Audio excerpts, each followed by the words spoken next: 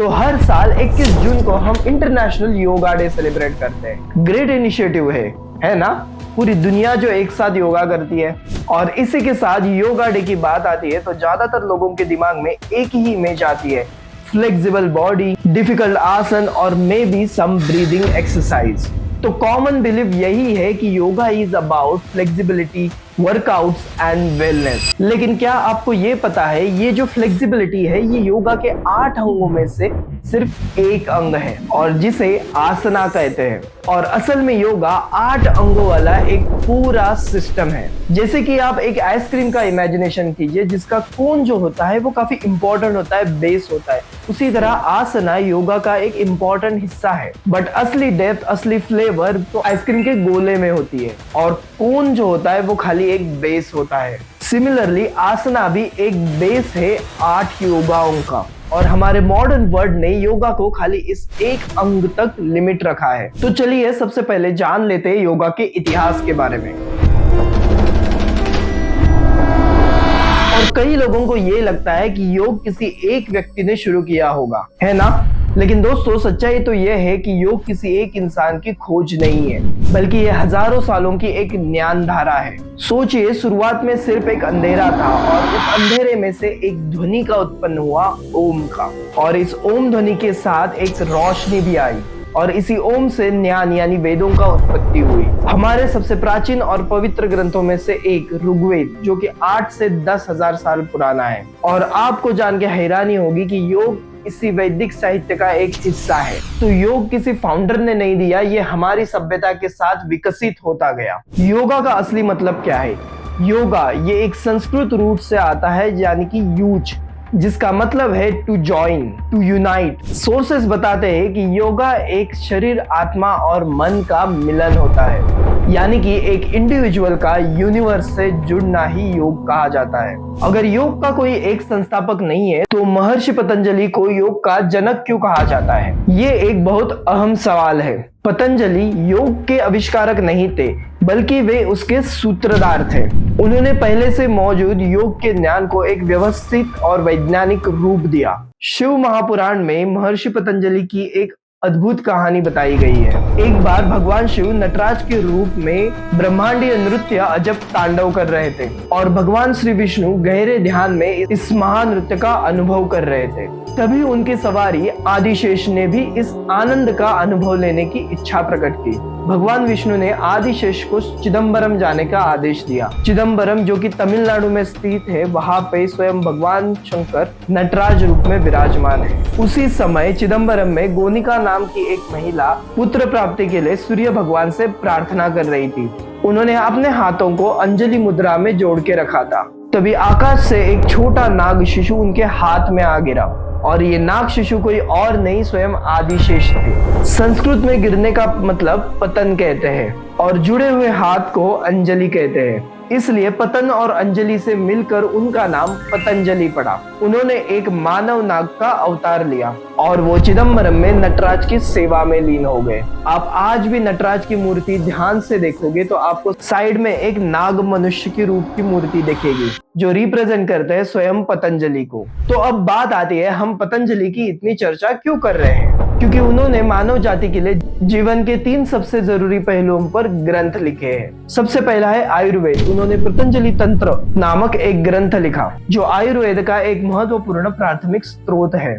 महाभाष्य, ये पाणिनि के संस्कृत व्याकरण पर उनकी एक टिप्पणी है। और तीसरा योग सूत्र, जो कि सबसे महत्वपूर्ण पतंजलि योग सूत्र कहते हैं। तो आगे बढ़ते हुए मैं जो आपको अब बताने वाला हूँ, ये आपकी योग को देखने का नजरिया काफी अच्छी तरीके से बदल देगा। तो जैसे मैंने पहले ही बताया कि पतंजलि ने योग के 8 स्टेप्स बताए हैं, जिसे अष्टांग योगा कहा जाता है। सबसे पहला आता है यमा, यानी कि सामाजिक नैतिकता। ये 5 चीजें हैं जो हमें दूसरों के साथ व्यवहार करते हुए ध्यान में रखनी चाहिए। अहिंसा, सत्य, अस्थेय, ब्रह्मचर्य और अपरिग्रह। दूसरा योगा आता है नियमा, जो कवर करती है व्यक्तिगत नैतिकता।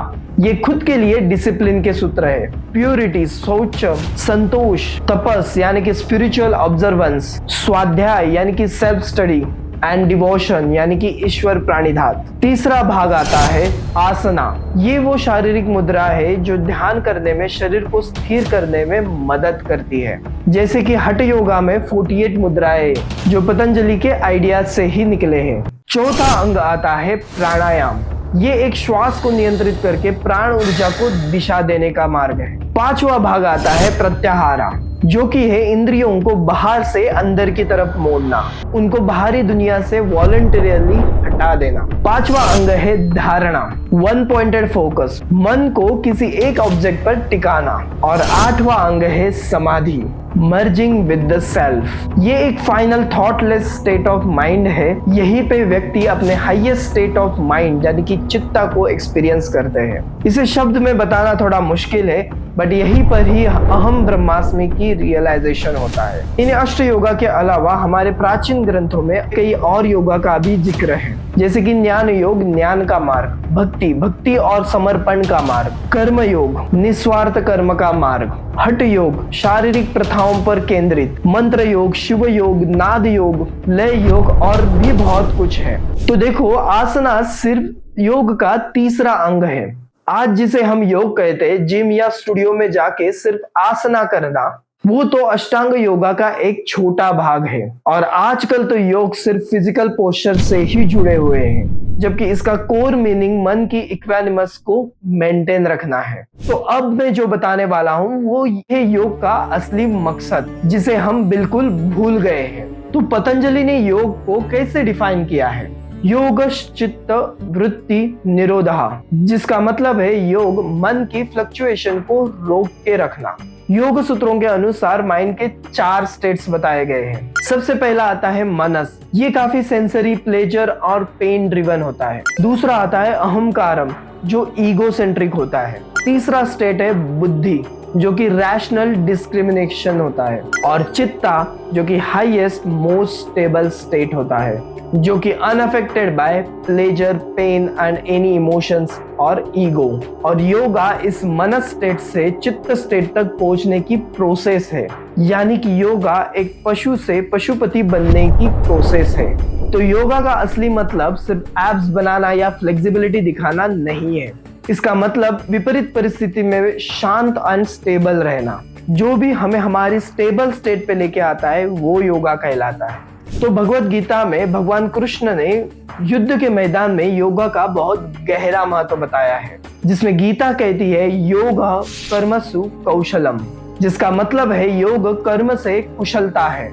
ये सिर्फ फिजिकल एक्टिविटी से लिमिटेड नहीं है, बल्कि आप किसी भी सिचुएशन में कितने स्किलफुली कम्युनिकेट और एक्ट करते हैं इस पर निर्भर है। गीता और एक डेफिनेशन देती है, जो कि समत्वम योग उच्चते, यानी कि मन की समता ही योग का संकेत है। इसे समझने के लिए आप इमेजिन करो, आप ऑफिस में काम कर रहे हैं, या फिर आप खाना बना रहे, या फिर शांति से सनसेट देख रहे हैं। अगर आप वो काम खुशी और प्यार से कर रहे हैं, तो सोर्सेस कहते हैं आप एक योगी हैं, एक कर्म योगी हैं।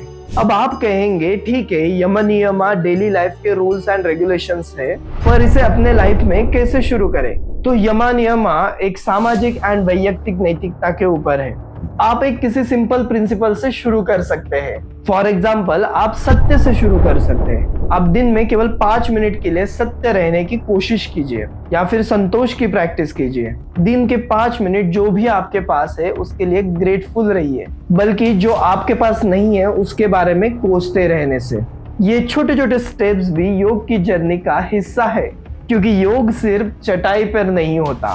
तो अब मैं जो बताने वाला हूँ ये हमारे इंटरनेशनल योगा डे से डायरेक्ट जुड़ा हुआ है और दिखाता है कि हम कहाँ पे चूक रहे हैं। इंटरनेशनल योगा डे को यूएन ने भारत की पहल पर घोषित किया, जिसका दिन 21 जून को चुना गया। ये नॉर्दर्न हेमिस्फीयर में सबसे लंबा दिन होता है, जो कि लाइट ऑन रिन्यूअल का एक सिंबल है।